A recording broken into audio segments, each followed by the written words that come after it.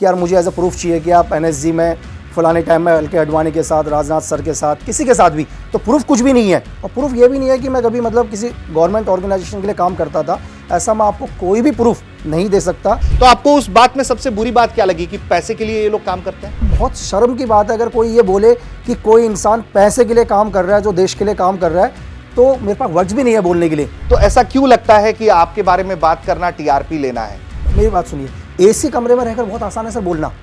आपको न्यूज़ चाहिए सर, मैं अभी 31 में मैं छुट्टी ले रहा हूँ 2-4 दिन, आप मेरे साथ घूमने चलो सर, आपको दुनिया की इतनी न्यूज़ मिल जाएंगे, आपका 1 साल पूरा भर जाएगा सर। आपको लेकर जो एक आरोप लगा जिसके कारण आपको जेल भी जाना पड़ा और सबूतों के अभाव में, जैसा कि मीडिया रिपोर्ट्स में प्रकाशित है और आप भी अपनी बातों में कहते हैं कि सबूतों के अभाव में आपको अदालत ने फिर बरी कर दिया। तो आप उस केस का जिक्र करते हुए कहते हैं कि उस केस में एक ही गोली से 2 लोगों की मौत हुई।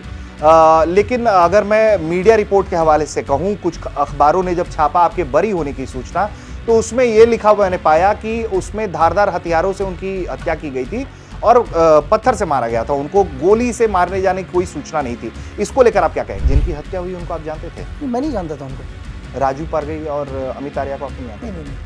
नहीं जानते थे आप किसी भी तरह से? नहीं, वैसे नॉर्मली एक ही डिस्ट्रिक्ट के रहने वाले हैं, तो छोटा सा उनके रिश्तेदारों ने क्यों आपका नाम नहीं लिया? रिश्तेदारों तो नाम लिया, नाम लेने के लिए तो पुलिस की चार्जशीट है ना सर।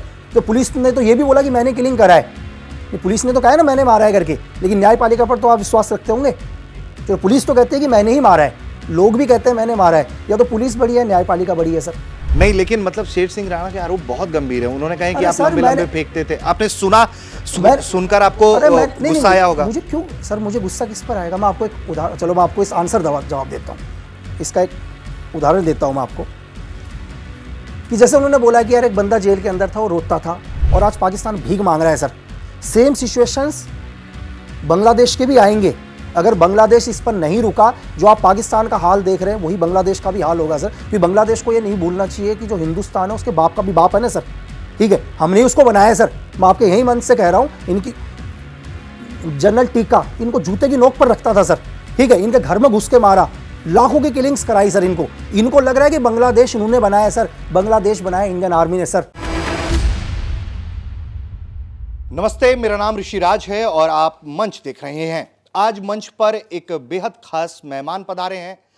ये प्रधानमंत्री जब मुख्यमंत्री हुआ करते थे गुजरात के, उस वक्त उनके सुरक्षा में तैनात थे। पूर्व एनएसजी कमांडो रह चुके हैं। ये देश के जो मौजूदा रक्षा मंत्री हैं उनकी सुरक्षा में तैनात रह चुके हैं।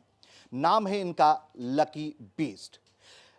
एनएसजी कमांडो होने के साथ साथ इनका दावा है कि इन्होंने रॉ के लिए बहुत सारे ऑपरेशंस को अंजाम दिए हैं। न्यूज तक के एक शो में आर.के. यादव जी का आना हुआ था, रॉ के पूर्व अधिकारी रहे हैं। उनसे एक सवाल मैंने पूछा कि लकी बीस्ट जो अपने आप को रॉ एजेंट होने का दावा करते हैं, वो दावा कितना सही है और कितना गलत है।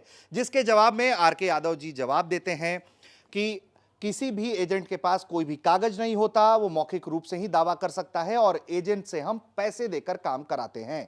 इस वीडियो के सामने आने के बाद लकी बीस्ट भी सामने आते हैं और उन्होंने एक वीडियो बनाकर कहा कि इस तरह के आरोप मनगढ़ंत हैं और पूर्वाग्रहों से ग्रसित हैं। इसका जवाब देने के लिए आज हमारे मंच पर खुद लकी बीस्ट आए हुए हैं। उनका बहुत स्वागत करेंगे हम। लकी बीस्ट जी, बहुत स्वागत है आपका मंच पर। और सबसे पहले तो मैं ये जानना चाहूंगा कि आप कैसे हैं, इन दिनों क्या कर रहे हैं आप, जरा हमारे दर्शकों को बताइए, फिर एक बातचीत का सिलसिला हम शुरू करेंगे। थैंक यू सर, सबसे पहले मुझे आमंत्रित करने के लिए। मैं अच्छा हूँ और आशा करता हूँ कि आप भी सब अच्छे होंगे।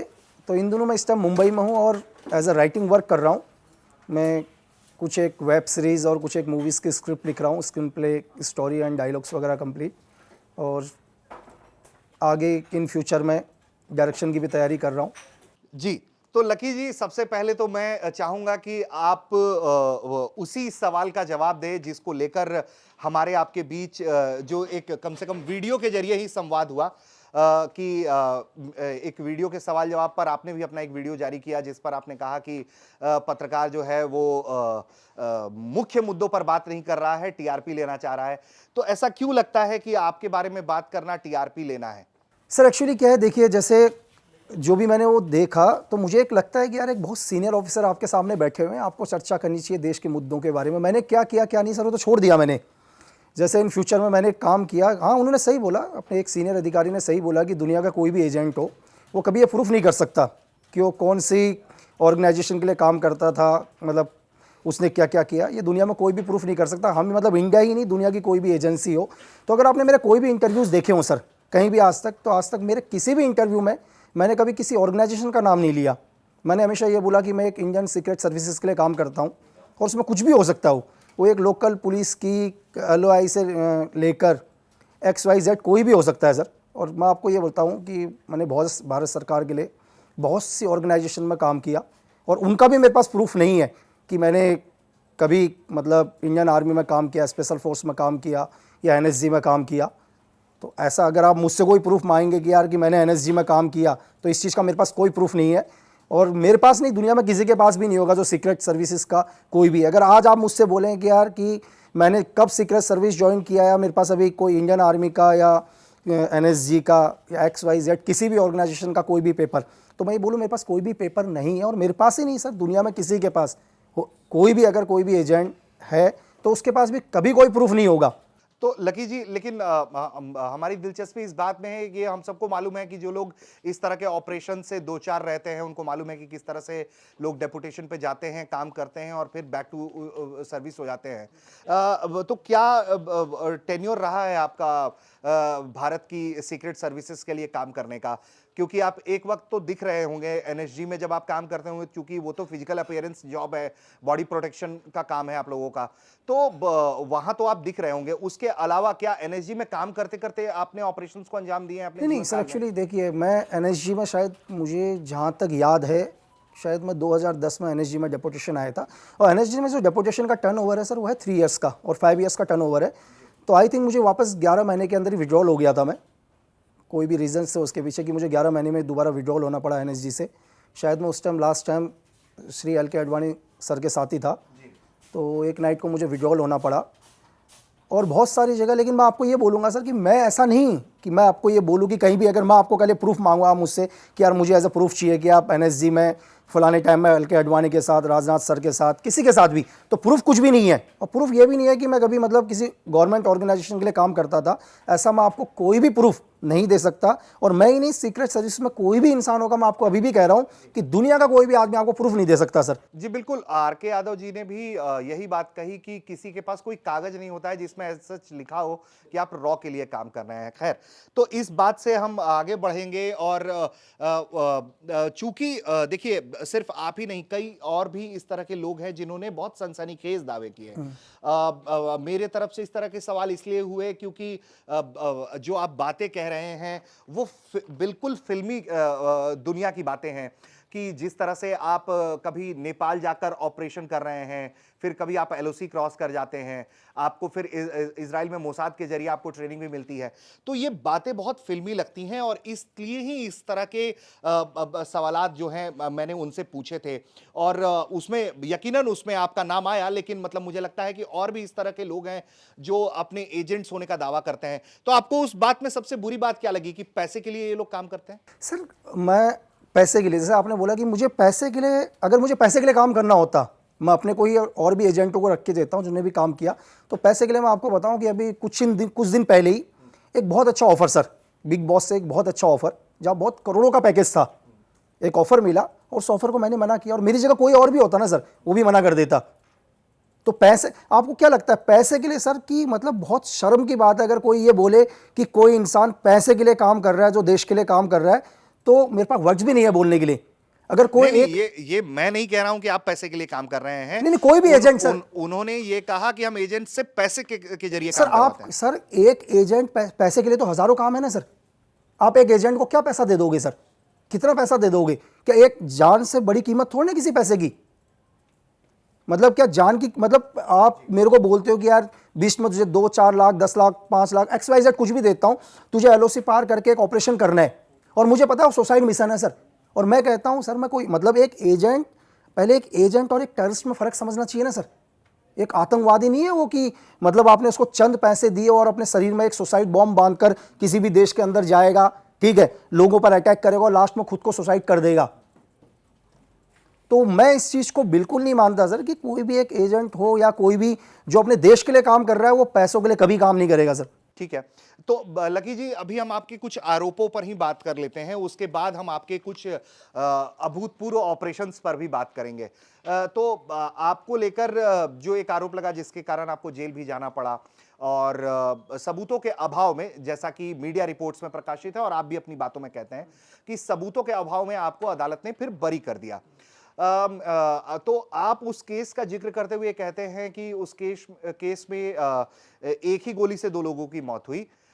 लेकिन अगर मैं मीडिया रिपोर्ट के हवाले से कहूं, कुछ अखबारों ने जब छापा आपके बरी होने की सूचना, तो उसमें यह लिखा हुआ मैंने पाया कि उसमें धारदार हथियारों से उनकी हत्या की गई थी और पत्थर से मारा गया था, उनको गोली से मारने जाने की कोई सूचना नहीं थी। इसको लेकर आप क्या कहेंगे? नहीं सर, उसके लिए तो आपको एक काम करना पड़ेगा। अगर आप सूचना के अधिकार से आपको पोस्टमार्टम रिपोर्ट मिल जाएगी, आप पीएम रिपोर्ट पढ़िए सर। अब मीडिया के ऊपर मत जाओ, सबसे पहले आप पीएम रिपोर्ट पढ़ो कि पीएम के अंदर क्या बोला गया है। पोस्टमार्टम में लिखा है कि एक ही बुलेट से दोनों आदमी को हेड शूट हुआ है, देन मरने के बाद उनकी डेड बॉडी के ऊपर बहुत सारे वेपन्स का यूज हुआ। ये मैं नहीं बोलता हूं, ये पोस्टमार्टम रिपोर्ट बोलती है सर, कि पीएम रिपोर्ट बोलती है कि डेड बॉडी के ऊपर क्या है, बहुत सारे क्या है अलग अलग, जैसे आपने बोला नाइफ, चाकू या धारदार हथियार चलाए गए। तो ये पोस्टमार्टम रिपोर्ट बोलती है। आगे की केस स्टडी आप पढ़ोगे, चार्जशीट पढ़ोगे, तो चार्जशीट के अंदर एक चीज और जिगर है। चार्जशीट क्या बोलती है सर? चार्जशीट ये बोलती है कि जिस आदमी ने वो किलिंग करी है ना, ये मैं नहीं बोलता हूं सर, ये चार्जशीट बोलती है कि जिस इंसान ने उन दोनों आदमियों को किल किया, वो ये दिखाना चाहता था कि इसके अंदर बहुत सारे लोग इन्वॉल्व हैं। मतलब ये जो तरीका है, ये किलिंग करने का तरीका, ताकि जब अगर सपोज करो कि किसी भी आदमी की डेथ होती है, तो डेथ, एक बुलेट लगी, दोनों की डेथ हो गई, लेकिन उसने ये बहुत सारे वेपन इसलिए यूज करे बॉडी के ऊपर ताकि वो लोग कानून को ये दिखा सके कि इसमें बहुत सारे लोग इन्वॉल्व हों, इन्वेस्टिगेशन को मिसगाइड करने के लिए। नहीं तो चूंकि एक गोली से 2 लोगों की हत्या करना, मतलब अगर मैं बिल्कुल ये बात कहूं कि अगर पॉइंट ब्लैंक रेंज पर नहीं मारे अगर हम किसी को, तो इसके चांसेस बहुत कम होते हैं कि इस तरह के मिशंस को अंजाम दिया जा सके। हालांकि एक ही गोली से 2 लोगों की हत्या का अगर हम बात करें या किसी को किल करने की बात करें, तो दिल्ली में एक घटना साल 2015 के आसपास घटित हुई थी, जब तिलक नगर के इलाके में 2 गैंगस्टर्स की हत्या हुई थी इसी तरीके से। दुनिया में बहुत रेयर ऑफ द रेयरेस्ट मामला है। आपको क्या लगता है कि मारने वाले ने या फिर जांच करने वाले ने आपको क्यों इस केस में लपेट लिया? सर पहले तो क्या है कि घटना से पहले एक हॉलिस्टर मिला था। हॉलिस्टर आपको पता होगा, जिस पर हम लोग नॉर्मली तरीके से पिस्टल वगैरह को रखते हैं। तो जो हॉलिस्टर मिला, मेरे पास जो वेपन था, मेरा खुद के भी वेपन, मतलब जो मेरे पास एक वेपन था उनमें से, सेम वेपन का साइज उसी हॉलिस्टर से मैच कर रहा था। अब मैं आपको एक चीज़ और बताऊं सर कि हॉलिस्टर्स तो मार्केट में आप इजीली तरीके से आप भी खरीद के ला सकते हैं, कोई भी खरीद के ला सकते हैं ना। तो पहली वजह तो ये बनी कि एक हॉलिस्टर जो साइज फिट आ रहा है कि सेम इसी टाइप का एक पिस्टल इस्तेमाल हुआ है। पहली पॉइंट ये। दूसरा कि क्या होता है, मैं आपको बताऊं कि कभी भी क्या होता है कि डिपेंड करता है टारगेट के ऊपर। हमेशा क्या होता है कि टारगेट कितना बड़ा है। फॉर एग्जांपल, कल अगर इन फ्यूचर के अंदर एक इंसिडेंट होता है कि पाक के अंदर जाके कोई दाऊद इब्राहिम को मारता है, तो दाऊद इब्राहिम को मारने पर वहाँ की एजेंसी इसका शक किन के ऊपर जाएगा सर? जो सेम उसी लेवल के लोग होंगे जो दाऊद को मार सकते हैं। तो डिपेंड करता है कि वो लोग कितने बड़े थे, उन लोगों को मारने के पीछे किसका हाथ हो सकता है। हमेशा मतलब जो टारगेट की किलिंग होती है वो डिपेंड करता है कि उसके एनिमी के ऊपर। अगर मैं आपको एक छोटे से नॉर्मल तरीके से समझाने की कोशिश करता हूँ, हमारे यहाँ एक कहावत है कि कभी भी किसी आदमी का पता लगाना हो कि वो कितना बड़ा है, कितना पावरफुल है, आप ज़्यादा रिसर्च मत करो, सिर्फ उसके एनिमी के बारे में पता लगा लो कि उसका एनिमी कौन है। जितना बड़ा दुश्मन होगा वो आदमी उतना पावरफुल होगा सर। तो ये मेरा मानना है कि शायद उनको लगा ऐसा। नहीं तो मुझे ये बताइए कि फिर उनसे कैसे, जिनकी हत्या हुई उनको आप जानते थे? नहीं, मैं नहीं जानता था उनको।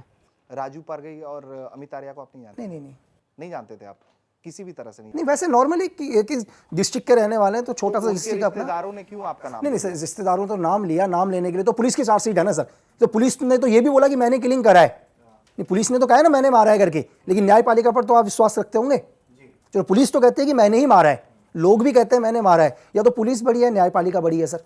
तो आपको इस बात का मलाल रहेगा कि आपको बाइज्जत बरी ना करके ये कहा गया अदालत ने कि सबूत नहीं मिले? नहीं सर, यही होता है, बाइज्जत नहीं होता सर। आईपीसी 302 है, 302 है ना sir, is a heinous crime sir, non bailable crime. तो उसमें अभावों पर ही होगा सर।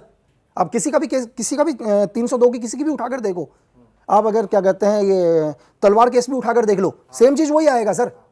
मतलब अगर आपको मैं एक चीज़ और बताऊं लॉ पर, अगर वो बोलते हैं कि मैं बाइज्जत बरी, तो मैं तो क्लेम करूंगा ना सर। मैं बोलूंगा मेरा आपने इतना टाइम खराब, मैं क्या बोलूंगा, मैं भी एक मानहानि का दावा करूंगा सर पुलिस के ऊपर कि आपने मेरे 4 इयर्स को बर्बाद किया करके।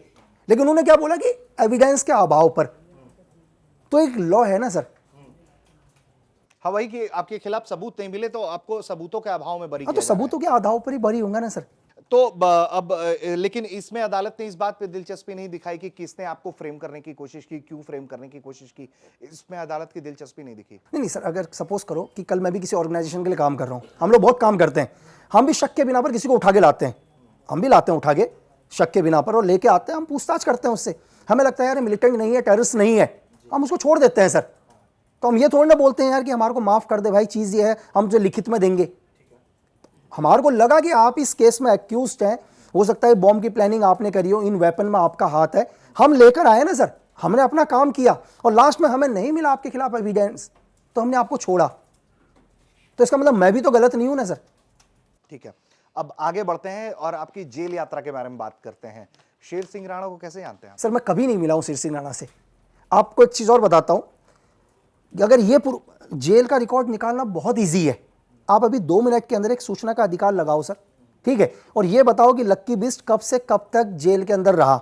शायद आई थिंक मुझे जहाँ तक याद है, मैं 9 सितंबर 2011 से 15 मार्च 2015 तक जेलों में रहा।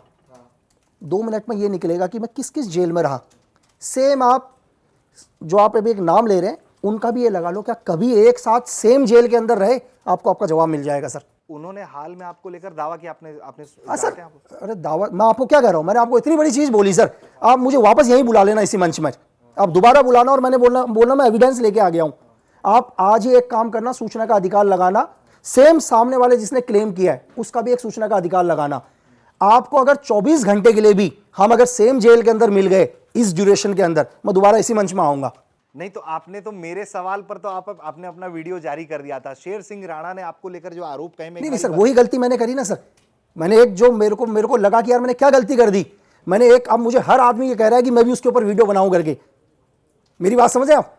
मुझे समझ में आ गया विद इन दूसरे दिन ही कि यार आज के इंडिया के अंदर हर आदमी चाह रहा है कि मैं उसके लिए एक वीडियो निकालूं ताकि वो वायरल हो। लोगों को सिर्फ वायरल होने से मतलब है सर, क्यों होता है ये फर्क नहीं पड़ता। नहीं, लेकिन मतलब शेर सिंह राणा के आरोप बहुत गंभीर है। उन्होंने कहा कि अरे आप सर, लंबे-लंबे मैंने फेंकते थे, आपने सुनकर आपको अरे मैं गुस्सा आया होगा। मुझे क्यों सर, मुझे गुस्सा किस पर आएगा? मैं आपको एक उदाहरण, चलो मैं आपको इस आंसर जवाब देता हूं, इसका एक उदाहरण देता हूं मैं आपको कि जैसे उन्होंने बोला कि यार एक बंदा जेल के अंदर था, वो रोता था, दुखी होता था। मैं आपसे, आपकी एज कितनी है सर? मेरी 31 साल। आपकी 31 साल एज है। देखो मुझे आपका डेली रूटीन नहीं पता, लेकिन मैं आपको ये बताऊं कि जो एक स्पेशल फोर्स का बंदा होता है ना सर, जो स्पेशल फोर्स का बंदा होता है, जब वो अपनी एसएफ की ट्रेनिंग करता है ना, वो सिर्फ अपने 24 घंटे में उसने इतना पसीना बहाया होगा ना सर, आपने अपने 31 साल में नहीं बहाया होगा इतना। नहीं, ठीक है, सही बात मैं आपको बता रहा हूँ, सही बात है। मतलब आपकी 31 साल की उम्र में आप अगर डेली पसीना को इकट्ठा करोगे ना, तो एसएफ ने 24 घंटे में जितना निकला होगा आपने नहीं बनाया होगा। एक एसएफ के बंदे को ये पता होता है कि एक रूम के अंदर मिलिटेंट है सर, उसको ये मालूम होता है ये सुसाइड है, फिर भी उस रूम के अंदर एंटर करता है सर। उसकी किस्मत हुई तो वापस आ जाता है और ना हुई तो वापस चला जाता हूँ। वो बंदा वहाँ नहीं डरता सर। और मैं आपको ये बताऊं कि जेल का जो सबसे बुरा दिन होगा ना, मतलब ये लगाओगे यार जेल का सबसे बुरा दिन, मतलब जेल के अंदर, वो हमारे एसएफ में सबसे अच्छा दिन होता है सर। जेल के अंदर जो आप तकलीफें देते हैं, जो लोग बोलते हैं कि जेल में इतनी तकलीफ है, लेकिन जेल की जो सबसे मुश्किल तकलीफ रही होगी वो हमारे सबसे अच्छा दिन रहा होगा एसएफ के अंदर, कि यार आज हमारे को बहुत मजा आया करके। नहीं तो उन्होंने तो बहुत ऐसे आरोप लगा दिया। आप ठीक है, आप नहीं उस पर बात करना चाह रहे, आप कह रहे हैं कि उनको सर आप फिर नहीं, आप मैं आपको क्या बोल रहा हूँ सर, मैं यहाँ इसलिए आया हूँ, मैं ये चाहता हूँ कि मेरे किसी भी इंटरव्यू, किसी भी पॉडकास्ट से 10 लक्की बिस्ट और हों सर। मेरी बात समझ रहे? मैं यहाँ अगर आया हूँ, आपको मैंने समय दिया है, हम बैठे आधे घंटे, मैं चाहता हूँ यार 10 लक्की बिस्ट और आए। ठीक है सर? आप बात करो विक्रम बत्रा सर की, सर आप बात करो सोमनाथ सर की सर। नहीं सर, आप, मैं आपको क्या बोल रहा हूं सर, आप ही हैं सर, आपके कल बच्चे होंगे, फ्यूचर में होंगे आपके बच्चे। आप अपने बच्चे को क्या देखते हैं सर? आपका बच्चा क्रिमिनल हो या एक सोल्जर हो सर? नहीं, आप किस रूप में देखना चाहते हैं सर? सोल्जर। अब सोल्जर के रूप, तो हीरो मत बनाओ ना सर। आप क्या चाहते हैं कि कल का एक बच्चा भी जाके इस देश के एक एमपी को मार दे सर? आप ये चाहते हैं सर कि एक एमपी को मार के जेल में जाए फिर आप उसको हीरो बनाओ? सर आप हीरो सोल्जर्स को, जिसने इस देश के लिए काम किया उनको हीरो बनाओ ना सर, आप मत हीरो बनाओ उनको सर। मैं आपसे यही कहना चाहूंगा सर, आप बैठे, आप सर मीडिया आवाज हो देश की सर, आंखें हो, आप जो देख रहे हो दुनिया को दिखा रहे हो सर। नहीं तो ठीक है, मैं आपके जेल अध्याय के बारे में और कुछ जानना चाहता हूं। ये तो शेर सिंह राणा वाला मामला हो गया जिसको नहीं, मैं लास्ट में यही कहूंगा सर, मत बनाओ हीरो उन लोगों को सर, प्लीज। नहीं बनाते। तो अब मुझे ये बताइए कि आपकी जेल यात्रा के दौरान आप कभी नहीं रोए, आप कभी परेशान नहीं हुए, कभी हताश नहीं हुए? नहीं सर देखो, वो किताबी बातें ही आप रट कर गए थे कि सत्य जो है वो परेशान नहीं हो सर, सकता है, पराजय नहीं हो नहीं सकता। सर, आदमी देखो, आदमी परेशान होने का मतलब क्या होता है सर, आदमी थोड़ा सा टूटता है, वो मान लिया मेरी बात समझ, ऐसा दुनिया में कोई भी नहीं है तो हम इंसानी। क्या होता है कि हम लोग एक माइंडसेट बनाकर जाते हैं कि यार हम 2 महीने 4 महीने 10 महीने में या साल भर में बाहर आ जाएंगे। एग्जाम्पल के लिए आप एक इनोसेंट, इतना टाइम लगेगा। जैसे टाइम ऊपर जाता है तो इंसान थोड़ा सा क्या होता है, डिप्रेशन होता है, इंसान थोड़ा सा डिप्रेशन में जाता है। तो इसका ये मतलब नहीं सर इंसान रोने लग जाएगा, टूट जाएगा सर। मैं अपनी लाइफ में जहाँ से मैंने शुरू किया है, मैं सीख के आया हूँ सर कि जो आपका बुरा वक्त हो, मैं जिस ट्रेनिंग सेंटर से आया हूँ ना सर, वहाँ मैंने लिखा हुआ है कि जो आपका सबसे बुरा वक्त हो ना सर, आप उसको अपनी ताकत बना लो। और मैं आपको एक चीज़ और बताऊँ सर कि मैं अपनी ऑल ओवर लाइफ के अंदर दुनिया में कभी किससे नहीं डरा सर, कभी नहीं डरे? कभी नहीं, किसी से नहीं सर, अपने पूरे जीवन में। लोग तो माँ बाप के मार डांट से डरते ही हैं। नहीं सर, अपने फैमिली को, मतलब रही फैमिली की बात, तो फैमिली में तो ऐसा है सर, आज भी हम ऊंची आवाज़ में अपने घर वालों से बात नहीं करते। लेकिन जहां मैं आपको क्या बोल रहा हूं कि इस जीवन के अंदर उनके अलावा हम अपने जीवन में कभी किसी से नहीं डरे हैं सर। घर वाले आपके काम के बारे में देखते सुनते हैं तो क्या? नहीं सर, बहुत बहुत सीधे हैं मेरे घर वाले, बहुत ही सिंपल लोग, उत्तराखंड के लोग हैं, पहाड़ के लोग हैं, बहुत सीधे। यहाँ तक कि मैं आपको बताऊं कि अभी जस्ट अपनी लाइफ पर 2 बुक आई हैं सर, 2। तो मेरे घर वालों को तो ये भी, मेरे घर वालों ने तो बुक भी नहीं पढ़ी होगी मेरी, उनके लिए तो वो नॉर्मली यार आई होगी बुक, हज़ारों बुकें होती हैं, क्या फ़र्क पड़ता है।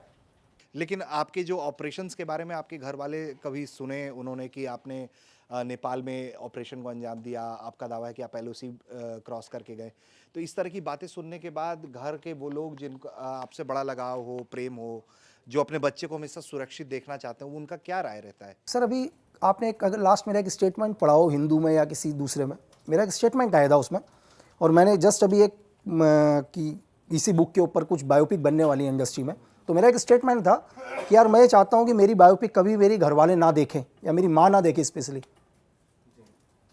तो उसका मीनिंग ये था सर कि मैं नहीं चाहता कि मेरे घर वाले ये देखें यार हमारे बेटे ने क्या क्या फेस किया। मेरी माँ एक बार जेल में मुझसे मिलने आई है, और दोबारा मैंने बोला था कि मेरी माँ मुझसे मिलने नहीं आनी चाहिए जेल में, मैंने अपने घर वालों को समझाया है ना सर। तो मेरी माँ को तो ये भी नहीं पता होगा कि जेल कैसी है अंदर से। जब भी मैं आया तो बहुत रेडी होके आया कि एक माँ को तो पता चल जाएगा उसका बेटा थोड़ा सा परेशान है, तो मैं ये भी दिखा रहा कि आपका बेटा परेशान नहीं है यहाँ। तो अच्छा, आगे बढ़ते हैं फिर, हम कुछ और बातें करते हैं, आरोपों से आगे चलते हैं। बिल्कुल बिल्कुल सर। तो लकी बीस्ट क्या चाहते हैं? उनको भारत कैसे जाने, उनको दुनिया किस रूप में देखें? सर मैं चाहता हूँ कि जो भी यूथ हो, इस देश का जो यूथ है सर, मुझे लग रहा है 2025 में हम सबसे ज़्यादा यूथ होगा हमारे देश वर्ल्ड में। मैं चाहता हूँ हमारा यूथ इस पूरे देश को रिप्रेजेंट करे सर। जो मैं कहना चाह रहा हूँ समझे सर, कि उन्हें यह समझ में आए कि देश से बढ़कर दुनिया में कुछ भी नहीं है, हमारे फ्लैग से बढ़कर कुछ भी नहीं है धरती में सर। वो दुनिया में कहीं भी रहे, धरती के किसी भी कोने में, आप यूएस में जाकर रहो सर, यूके में जाकर रहो, कनाडा में रहो, ठीक है, आप अच्छा पैसा कमाओ, अच्छे पैकेज पर रहो, लेकिन लाइफ में आप एक बात कभी मत भूलो कि आप एक हिंदुस्तानी हो बस। तो आप भी अपनी पहचान बतौर हिंदुस्तानी ही देखना चाहते हैं? बिल्कुल सर, बिल्कुल, डेफिनेटली। लकी बीस्ट कौन था? तो एक हिंदुस्तानी। बिल्कुल एक हिंदुस्तानी सर। तो ये जो आप पर किताब आई, जैदी साहब ने आप पर एक बहुत शानदार किताब लिखी है, उसके बाद अब आप आजकल फिल्मों में लिख रहे हैं, वेब सीरीज की बातें चल रही हैं, तो इन सब के लिए आपको ऑफिस भटकना पड़ रहा है या फिर लोग आप तक अप्रोच कर ले रहे हैं सर? अभी आपकी कहानियां सुनकर। सर मैं उत्तराखंड से बिलोंग करता हूँ और हमारे वहाँ देवभूमि बोलते हैं उसको, मैं गॉड पर बहुत बिलीव करता हूँ, तो ज़्यादा मेहनत नहीं करनी पड़ी सर, और भगवान की दया से भी मेरे 11 प्रोजेक्ट लॉक हैं और सारे ए लिस्टर्स के साथ ही लॉक हैं सर। अच्छा, बिल्कुल। तो तो आपके ऊपर भी जो बायोपिक बन रही है वही कंपनी बना रही है जिसने सचिन की बायोपिक बनाई है? नहीं सर, जिन्होंने सचिन की बायोपिक पब्लिश करी थी, सेम पैरामाउंट साइमन सुस्टन ने ही मेरी दोनों बुक पब्लिश करी है, raw hitman 1 and raw hitman 2। ठीक है, ये बुक के राइट्स पैरामाउंट्स के पास है, साइमन सुस्टर्स के पास, और इसके audio video rights S Hussain Zaidi sir ने किसी बड़े ए लिस्टर प्रोडक्शन हाउस ने ले लिए। तो इन दोनों बुक के ऊपर जल्दी से आपको एक मतलब देखने को मिलेगी सर। सीरीज देखने को मिलेगा सर, डिपेंड करता है प्रोडक्शन हाउस क्या चाहता है सर। लकी ट्विस्ट क्या चाहते हैं? नहीं सर, मैं तो मेरी बड़ा तरफ पर्दा या फोन का स्क्रीन? नहीं ऐसा कुछ नहीं सर, आजकल तो पूरी दुनिया डिजिटल पर ही है सर। तो आप फोन की स्क्रीन चाहते हैं? चलिए आगे बढ़ते हैं इससे। और तो लकी जी, थोड़ा एनएसजी ऑपरेटिव्स के बारे में हम जानना चाहेंगे आपसे। प्रधानमंत्री की भी सुरक्षा में आप तैनात रहे। आपकी एक बहुत पुरानी तस्वीर देखी है हमने प्रधानमंत्री के साथ। आप राजनाथ सिंह की भी सिक्योरिटी में रहे, उसके कई सारे हमने क्लिप्स भी देखे हैं जो आपने बताया है। तो आज के दौर में जिस प्रधानमंत्री नरेंद्र मोदी को आप स्क्रीन पर देखते हैं, उसी नरेंद्र मोदी को बतौर मुख्यमंत्री आप जानते थे, या कोई ये अलग इंसान है बतौर नेतृत्व, बतौर तौर तरीका, बतौर सिक्योरिटी प्रोसीजर्स? सर, मैं ये कहूँगा कि मैं शायद 2011 में जब वो गुजरात के सीएम हुआ करते थे, उनके पास एनएसजी कवर थी, तब मैं उनके साथ डिप्लॉय था। तो एक बेहतरीन लीडर सर, जो इस देश को चाहिए, वो आज इस देश को मिला है। और मैं जितने टाइम भी उनके साथ रहा, शायद मुझे जहाँ तक है, या तो मैं 90 डेज़ या 91 डेज़ उनके साथ रहा, मैंने उन्हें कभी छुट्टी में नहीं देखा सर, कभी भी नहीं। मतलब मुझे नहीं पता वो कब सोते थे, लेकिन जब भी मतलब मैंने कभी, जब मैं 90 डेज़, मैंने कोई संडे नहीं देखा, कोई मंडे नहीं देखा। मैंने आपको एक चीज़, आपने मेरा इंसिडेंट सुना होगा कि मैं 1 घंटे के लिए उनके साथ गया था, एक छोटा सा अहमदाबाद में एक प्रोग्राम था, और उस 1 घंटे के प्रोग्राम के बाद मुझे पता चला कि हमें बाहर जाना है, और हम 17 दिन तक बाहर ही रहे सर। 17 डेज़ तक मैं एक ही ड्रेस में रहा। मुझे 1 घंटे के लिए गया था मैं, मुझे सिर्फ ये पता था कि अहमदाबाद में एक प्रोग्राम है सर का, बस सर को घर से लेके सीएम हाउस से दोबारा, क्योंकि एनएसजी ओनली क्या है, मोबाइल सिक्योरिटी में रहती है, घर से लेके घर से वापस ड्रॉप करने तक की। तो 1 घंटे के प्रोग्राम के हिसाब से मैं भी एक ही ड्रेस में आया, जैसे अभी आया हूँ। तो एक ही अपना एक छोटा सा इवेंट है यहाँ पर, मतलब पॉडकास्ट, तो वहीं से हम लोग निकले, और मैं आपको बता रहा हूँ कि मैं 17 दिन के बाद वापस आया हूँ। तो यही चीज़ सेम मोदी सर के साथ भी थी ना सर, उनको भी नहीं पता था कि इस प्रोग्राम के बाद उन्हें कहीं जाना है। अगर पहले से पता होता तो हमारे पास पहले से पूरा लॉग बुक मेंटेन होता हमारा कि कल का प्रोग्राम क्या है, नेक्स्ट दिन का प्रोग्राम क्या है, पूरा प्रोग्राम। तो सडनली मतलब पूरा इंडिया टूर, पूरा मतलब हमने स्टार्ट किया। हम सबसे पहले हमने गुवाहाटी से, न्यू जलपाईगुड़ी से, पूरा साउथ, केरल, तो 17वें दिन हम वापस आए हैं सर। तो एक जो मुझे अभी लगा, और मुझे चेंजिंग में कुछ नहीं लगा सर, वर्क के काम में मुझे कोई चेंज नहीं लगा। और देखो, दुनिया तो बात करती है, लोगों का काम है कहना सर। लेकिन आपको वो ताकतवर नेता, अरे सर, आज मुझे उनसे ताकतवर नेता आज बता दो सर। आप ताकतवर पूछ रहे हैं सर, ये बात आप अमेरिका से पूछो, CIA से, आप MI5 से पूछो ना सर, आप MSS से पूछो, जो बताएंगे कि आज के देश में, हिंदुस्तान में कितना पावरफुल लीडर है सर। अच्छा, ये बताइए फिर कि सीक्रेट सर्विसेज को लेकर आपने काम किया है, आपको मालूम भी होगा, और जो बंदा ऑपरेशंस में रहता है उसको डेफिनेटली हमारे जैसे लोगों से बहुत फर्स्ट हैंड इंफॉर्मेशन होता है, बहुत ज्यादा इंफॉर्मेशन। नहीं सर, बिल्कुल सर, मेरी बात सुनिए। AC कमरे में रहकर बहुत आसान है सर बोलना। आपको न्यूज़ चाहिए सर, मैं अभी 31 में वो छुट्टी ले रहा हूँ 2-4 दिन, आप मेरे साथ घूमने चलो सर, आपको दुनिया की इतनी न्यूज़ मिल जाएंगे, आपका 1 साल पूरा भर जाएगा सर। आप चलने की तो हिम्मत करो मेरे साथ। कहाँ ले? मैं नॉर्थ ईस्ट मणिपुर जा रहा हूँ ना सर। अच्छा, न्यू ईयर में मणिपुर जाना है। हाँ, मेरी पेरेंट्स बटालियन भी वहाँ है, जहाँ मैं कभी रहा हूँ उनके साथ, तो मैं हर बार न्यू ईयर उनके साथ मनाता हूँ सर। तो आपको इतनी न्यूज़ मिल जाएंगी सर, 1 साल तक का कोटा फुल। लेकिन मैं आपसे कह रहा हूँ कि AC कमरे में बात करना बहुत ईजी है सर, बहुत आसान। कभी उस ग्राउंड के हालात पर जाए ना सर लोग, हमें कहना बहुत आसान है कि सिचुएशन क्या चल रही है, क्यों हो रहा है, कभी उनसे बात तो करें सर ग्राउंड पर जाकर। मैं डेली टेलीविजन चलाकर देखता हूं सर, मैं भी टीवी देखता हूं, मुझे 24 घंटे में 2 घंटे न्यूज़ नहीं दिखती सर नॉर्थ ईस्ट की। ऐसा क्या रीज़न है सर? नहीं, तो मैं इसी पर, अब चूंकि आपने ये जिक्र किया तो मैं आ गया इस सवाल पर।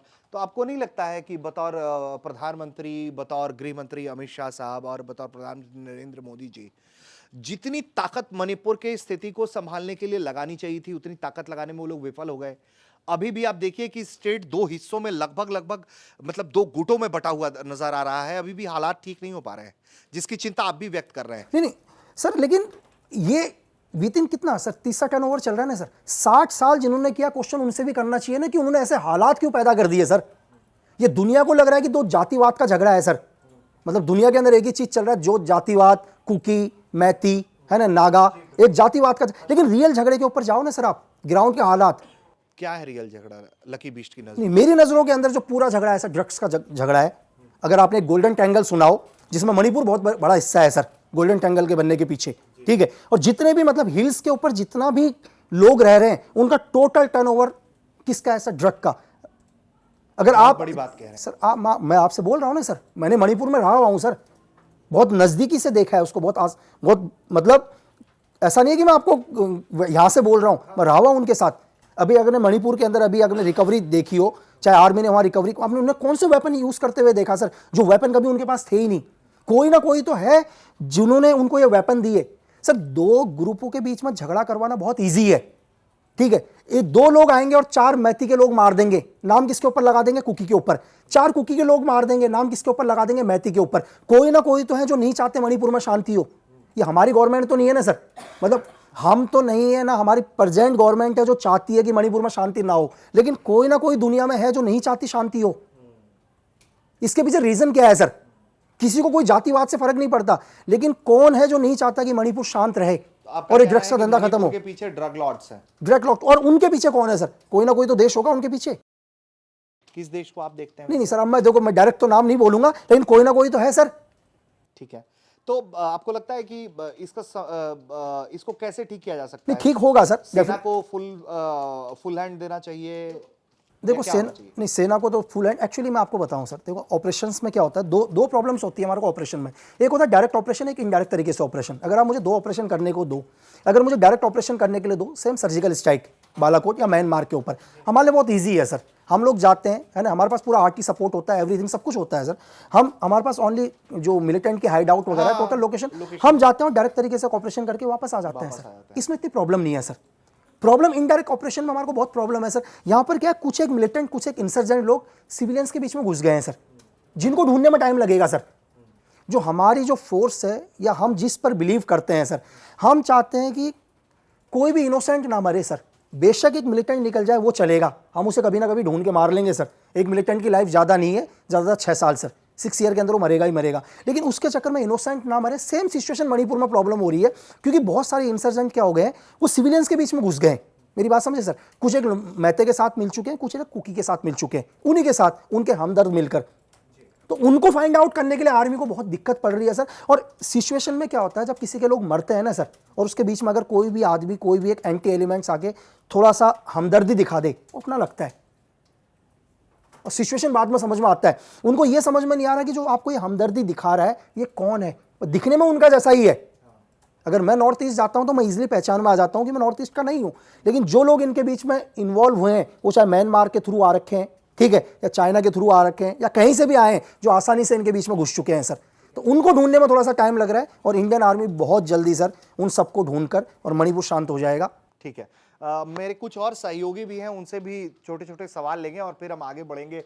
आपने अपनी बुक्स के बारे में बताया, आपने बताया मणिपुर के बारे में, आप थोड़ा बांग्लादेश के बारे में बताइए कि बांग्लादेश के जो मौजूदा हालात हैं वहाँ पर क्या करना चाहिए, क्या हो रहा है, इस पर क्या राय है आपकी? सर देखो, बांग्लादेश का इस टाइम जो प्रेजेंट सिचुएशन चल रहा है, और आज ही आपने देखा है कि हमारे एक सीनियर अधिकारी बांग्लादेश गए हुए हैं, ठीक है, वहाँ मीटिंग चल रही है, लेकिन जो भी ये बांग्लादेश के अंदर हो रहा है सर ठीक नहीं है। यही सेम पाकिस्तान ने भी किया था। आज पाकिस्तान ने 400 हिंदू टेम्पल जलाए थे ना सर, और आज पाकिस्तान भीख मांग रहा है सर। सेम सिचुएशंस बांग्लादेश के भी आएंगे। अगर बांग्लादेश इस पर नहीं रुका, जो आप पाकिस्तान का हाल देख रहे हैं वही बांग्लादेश का भी हाल होगा सर। क्योंकि बांग्लादेश को ये नहीं भूलना चाहिए कि जो हिंदुस्तान है उसके बाप का भी बाप है ना सर, ठीक है, हमने उसको बनाया है सर। मैं आपके यही मन से कह रहा हूं, इनकी जनरल टीका इनको जूते की नोक पर रखता था सर, ठीक है, इनके घर में घुस के मारा, लाखों की किलिंग्स कराई सर। इनको लग रहा है कि बांग्लादेश इन्होंने बनाया सर, बांग्लादेश बनाया इंडियन आर्मी ने सर, ठीक है, मतलब इंडियन आर्मी की बदौलत आज बांग्लादेश बना, और ये हमको ही वो दिखा रहे हैं सर। लेकिन जिस तरीके से अभी हमारे जो विक्रम मिस्री गए हुए थे, उनके वापस आने के बाद फिर बांग्लादेश का बयान आता है कि हमारे आंतरिक मामलों में हस्तक्षेप मत करो, इसको कैसे देखें? नहीं सर, ये तो मेरी बात सुनिए ना सर। मैं आपको दिक्कत, आपको हिंदुस्तान से, यार आपने शेख हसीना को चुना ना सर, आपने चुना है ना सर, हमने तो नहीं बोला। आप बोलते हो कि यार हम शेख हसीना को हम सपोर्ट करते थे, अगर हम सपोर्ट करते तो आज भी वो चेयर में होनी चाहिए थी ना। आपने सपोर्ट किया भाई, आपका इंटरनल मामला है, हमारे को कोई मतलब नहीं है, लेकिन आप हमारे हिंदूज को नुकसान मत पहुंचाओ। हमारे को आपके इंटरनल जो भी आपकी पॉलिटिक्स है उसमें इंटरफेयर नहीं कर रहे हैं हम, लेकिन अगर आप हमारे किसी भी हिंदू को नुकसान पहुंचाओगे तो हमें बोलना पड़ेगा यार।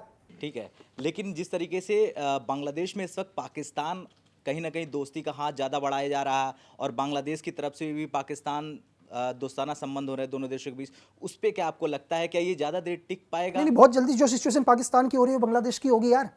ठीक है, जो सिचुएशन मैं आपको बताऊं, जो भी इनके फादर हैं पीछे, इनके फादर ने जिस जिससे भी दोस्ती करी वो आज बर्बाद है यार। आप उठाकर देख लो, चाहे पाकिस्तान से दोस्ती करी, श्रीलंका से दोस्ती करी, अब बांग्लादेश से दोस्ती कर रहे हैं, नेपाल से दोस्ती कर रहे हैं, जहां जहां ये लोग घुसे वो बर्बाद हुए हैं वो लोग।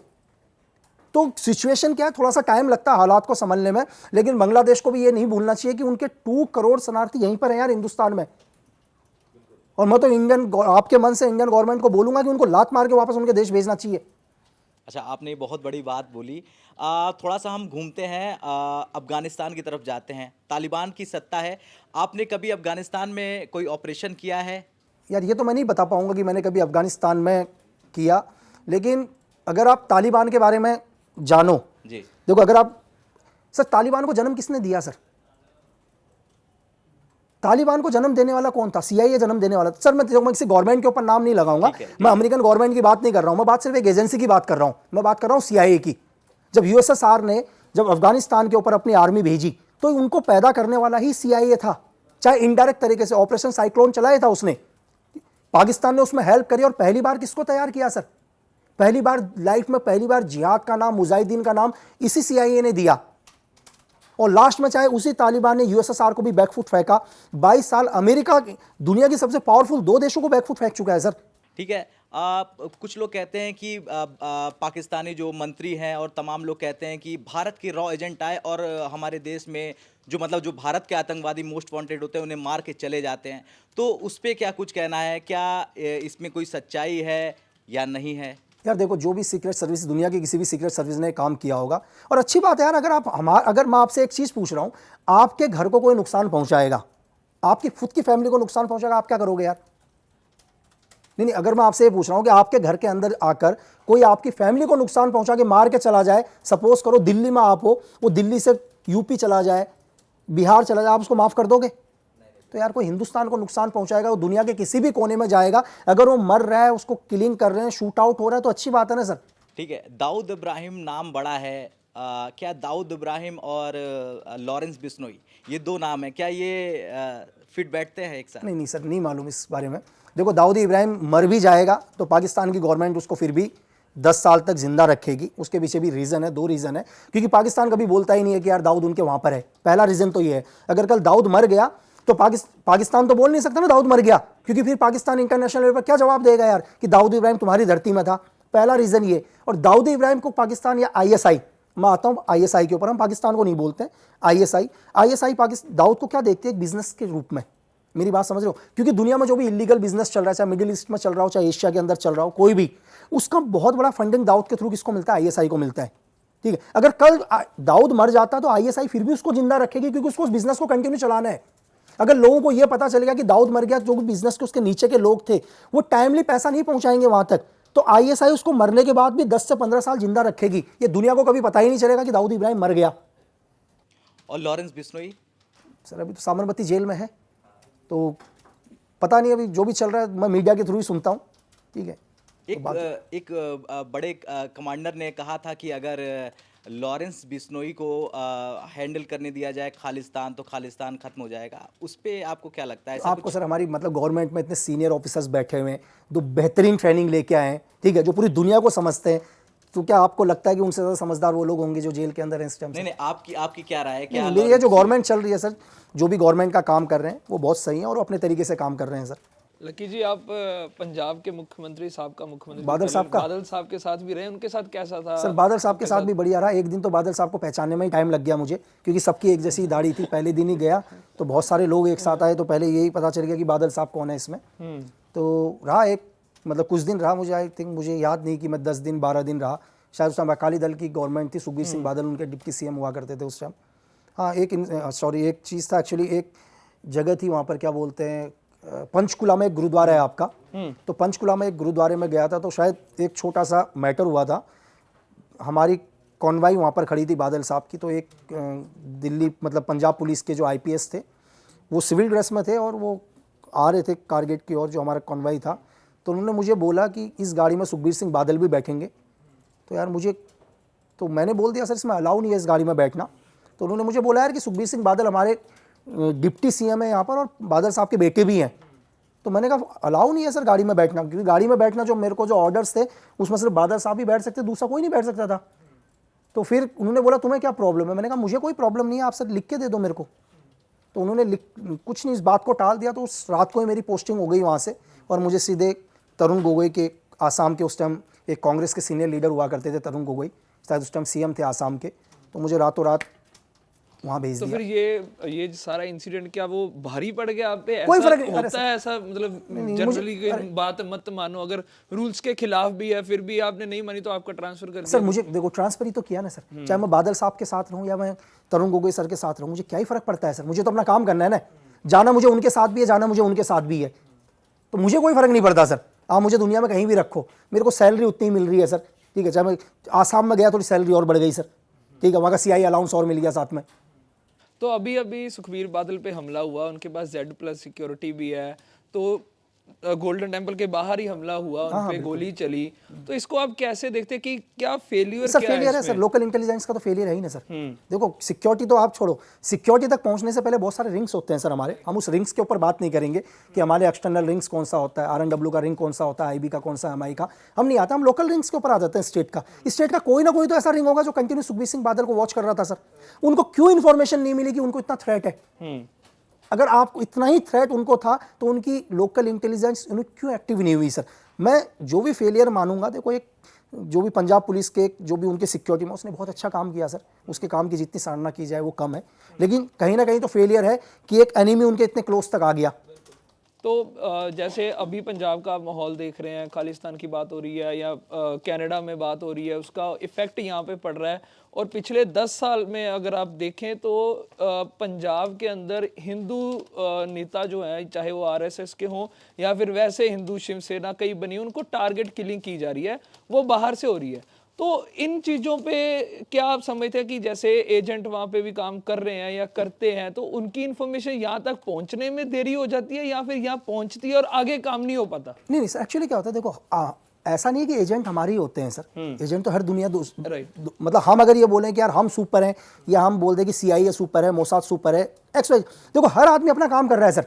इस दुनिया में मैं आपको ये बताऊं कि इन्फॉर्मेशन, दुनिया की सबसे महंगी चीज़ इन्फॉर्मेशन कलेक्ट करने से ज़्यादा खतरनाक पता है क्या है सर? गलत इन्फॉर्मेशन आपको ना मिल जाए। फॉल्स इन्फॉर्मेशन सबसे खतरनाक है दुनिया में।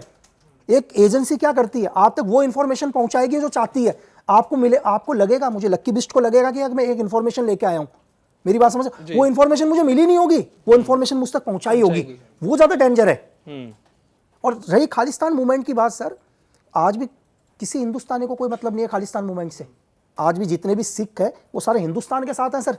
एक छोटे से कुछ एक लोग जो एंटी एलिमेंट्स लोग हैं, वो एक विदेशी धरती में बैठकर, और उनको कोई प्यार नहीं है खालिस्तान से, एक बिजनेस है सर, पैसा मिल रहा है उनको, मेरी बात समझ, एक बिजनेस है कि तुम खालिस्तान मूवमेंट करो तुम्हें फंडिंग मिलेगी, कल उनको फंडिंग मिलना बंद हो जाए, खालिस्तान मूवमेंट नहीं चलाएंगे सर।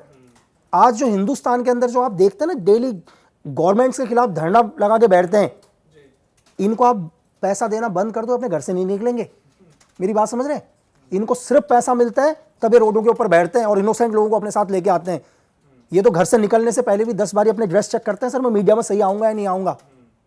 लकी, आपने कांग्रेस और बीजेपी दोनों के वक्त पर काम किया है, क्या अंतर देखा है, कौन बेहतर आपको लगा है, किससे ज्यादा फ्री हैंड मिला है, अपना अनुभव बताइए। मैम बिल्कुल प्रेजेंट गवर्नमेंट ने दिया है ना मैम। मैं आपको एग्जांपल बताऊं, कुछ दिन पहले मतलब नेक्स्ट जो पिछला हफ्ता बीत गया, मेरा दोस्त मुझसे मिलने आया दिल्ली में और मुझे बोला यार कि थोड़ा सैड था वो, और जेन के पोस्टिंग है उसकी। मैंने कहा तू सैड क्यों? बोला गवर्नमेंट चले गई यार। एक सोल्जर से पूछो ना मैम, आप ऑल आउट ऑपरेशन चल रहे हैं ना आर्मी को। इससे पहले मैम आप एक चीज़ बताइए कि NSA तो सेम ही थी ना हमारी, नेशनल सिक्योरिटी तो सेम ही चल रही थी। अब 2014 से पहले इस देश का हाल, इस देश के ब्लास्ट देख लीजिए मैम। अब 2014 के बाद आप देख लो ना क्या हुआ इस देश के अंदर।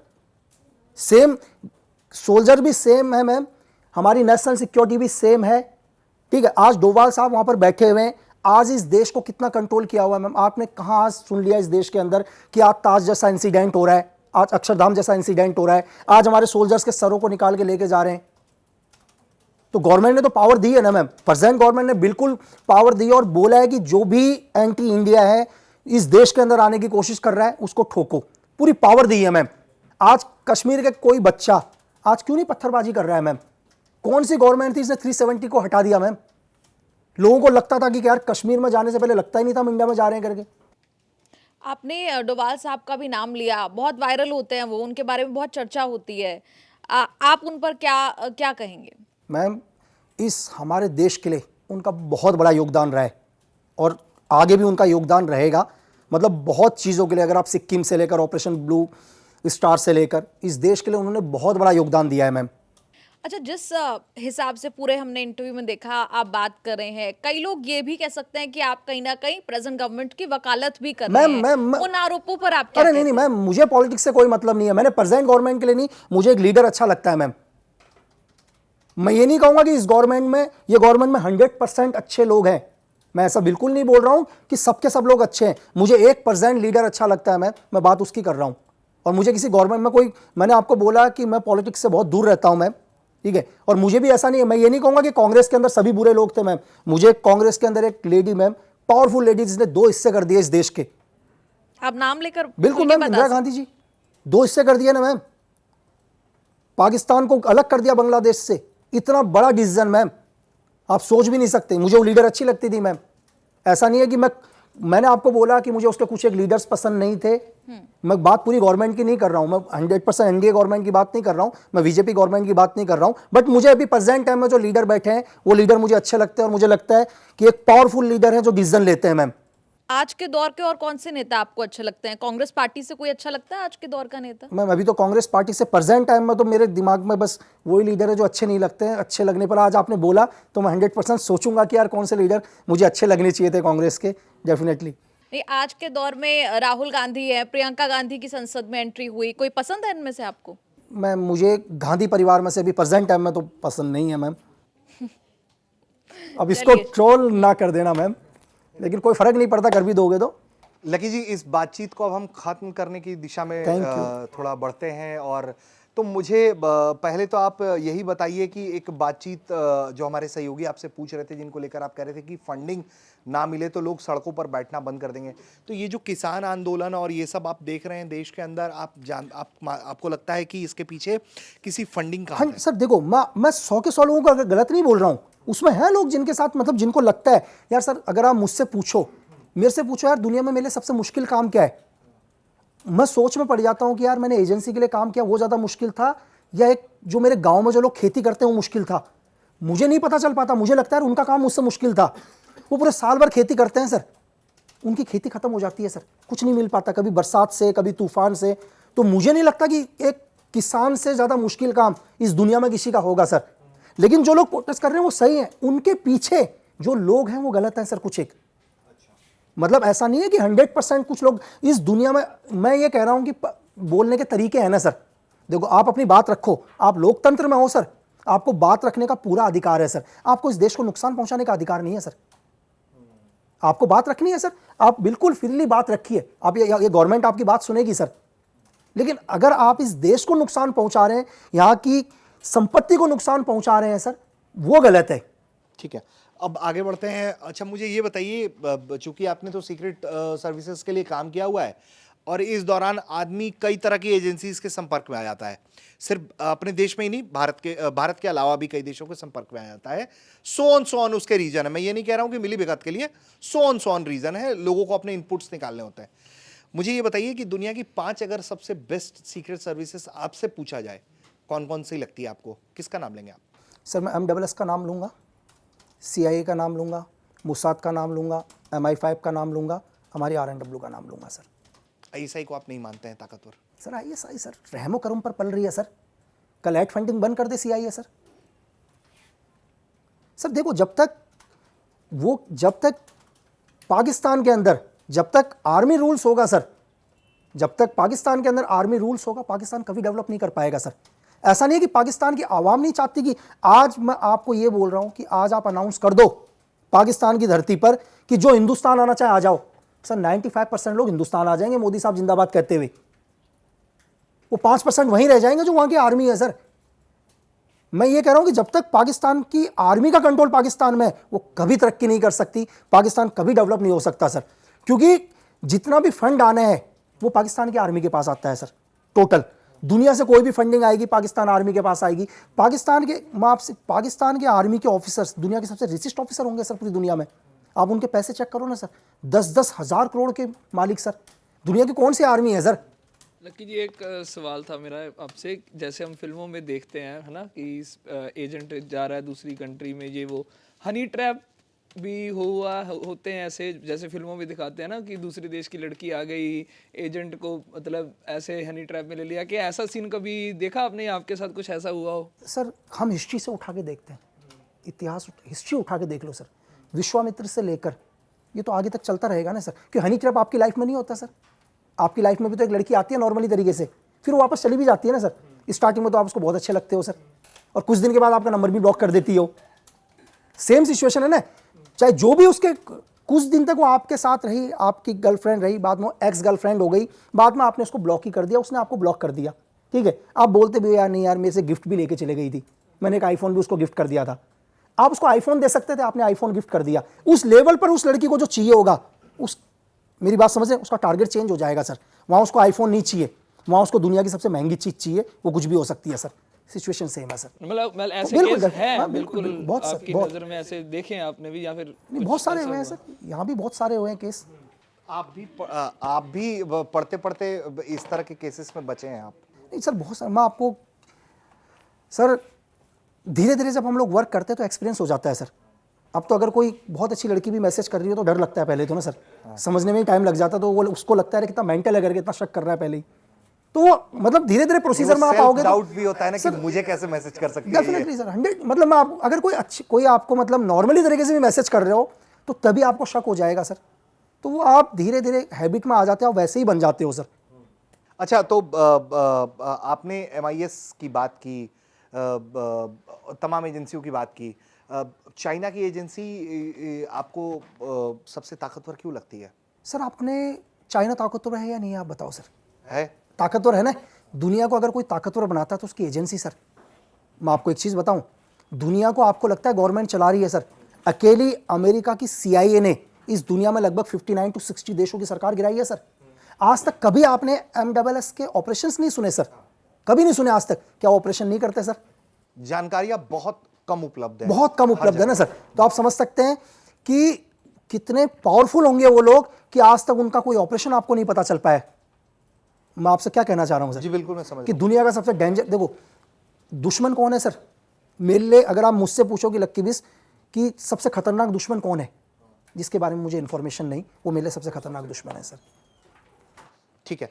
अब मुझे ये बताइए, चूंकि बंदूकों से भी आपकी मोहब्बत, मैं आज के दौर में भी पूछूंगा तो आप और कोई भी मतलब जो एजेंट बंदा हो या कमांडो रहा हो तो उसकी बंदूक उसके लिए हमेशा उसके महबूबा की तरह उसके साथ रही है।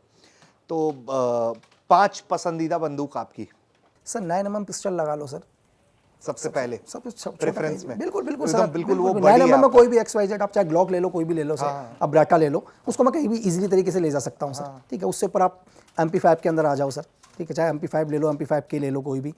आप AK मेरे लिए बेस्ट सर, AK-47। और मुझे नहीं लगता कि इस धरती में AK से ज़्यादा दुनिया में कोई वेपन बिका होगा सर, ठीक है। हाँ सही बात है, बिल्कुल सही। आज अगर आप हिस्ट्री उठाकर देख लो, उसके बाद आप M16 के ऊपर आ जाओ, मुझे M सीरीज़ भी बहुत पसंद है। और last Dragunov sir, 7.62 mm Dragunov sniper, my best sir. Sniper में आपको वो ड्रैगनो माय बेस्ट सर। अच्छा, ठीक है। तो एक आखिरी सवाल बस आपसे इस मंच को ख़त्म करने से पहले, कि बतौर एजेंट, बतौर कमांडो, सब कुछ किया जीवन में, निजी जीवन से लेकर प्रोफेशनल लाइफ तक के बीच में क्या ऐसा छूट गया जिसको लेकर बहुत गम रह गया जीवन में? बहुत सारी चीज़ें सर लाइफ के अंदर, बहुत कम लोग टच में रहे, दोस्त बिल्कुल ना के बराबर हैं, क्योंकि ज़्यादातर कभी एक जगह रहे ही नहीं सर। जब ट्रेनिंग में थे कुछ एक दोस्त बने, उसके बाद हम कभी नहीं मिले। ऑपरेशंस में गए, जिस भी ऑर्गेनाइजेशन के साथ या जिस कवर आईडी में रहे, दोस्त बने, फिर हम कभी दोबारा नहीं मिले। कभी एनएसजी डेपोटेशन आए, कभी आर्मी डेपोटेशन आए, दोस्त बने जीवन में, फिर हम कभी दोबारा नहीं मिले। तो अगर आप लाइफ के अंदर कुछ चीज़ पाते हैं तो आपसे बहुत कुछ ईश्वर छीन लेता है सर। इसका मलाल भी रहता होगा हमेशा। कि कोई दोस्त रहता तो। हाँ होता है सर, कई बार। मैंने आपको क्या बोला सर कि जो हमारे को लगता है कि दुनिया में हमसे बहुत प्यारा है, वही हमसे छीन जाता है। और आपको पता है कि आप बिल्कुल सही हो, आप अपनी जगह, सामने वाला भी सही है सर। आप सामने वाले को भी दोष नहीं दोगे, वो अपने पॉइंट ऑफ व्यू से सही है, जो देख रहा है उसको वो चीज़ दिखाई दे रही है, लेकिन मैं भी अपनी जगह सही हूँ सर। ठीक है, तो लकी जी, आपने वक्त दिया हमारे इस मंच पर, आपका बहुत बहुत हम धन्यवाद कहेंगे। और हम आपका आखिरी रिमार्क चाहेंगे, बतौर मंच पर बैठने का आपका ये अनुभव कैसा रहा? मुझे बहुत अच्छा रहा सर। मतलब आपने इतना सम्मान, इतनी रिस्पेक्ट दी और आपने अपना कीमती समय दिया, और इसके लिए बहुत बहुत थैंक्स। और मैं चाहूँगा सर कि जो भी इसका निकले सार, मैं एक ही चीज़ चाहूँगा, जो यूथ है वो यही समझे कि इस देश में देश से बढ़कर कुछ भी नहीं है, फ्लैग से ऊपर कुछ नहीं होता सर। ठीक है, बहुत धन्यवाद आपका लकी जी, हमसे बातचीत करने के लिए।